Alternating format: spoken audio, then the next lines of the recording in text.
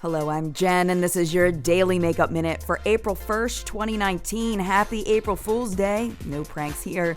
Week 3 of Ulta's 21-day schedule opens with special 50% off deals on the Urban Decay eyeshadows and Moondust eyeshadows, Origins Travel and Trial Kit, Sugar Rush by Tarte Preppy Precision Liner, and Exuviance Age Reverse Introductory Kit. But someday, the 21 days will end, and what then for Ulta? Take a look at the collab with Marvel Avengers online and in stores now. Just the thing you need for the Avengers Endgame premiere on April 26th. Matte liquid lip or lip gloss, highlight palette, eyeshadow palette, and the accessories, round top clutch, weekender bag, and they are all buy two, get two free. See the site for details. And finally, in our What's Up in Makeup Late Break Sunday, we showed you the upcoming Fenty Beauty Killawatt Foil with the controversial name Geisha Chic.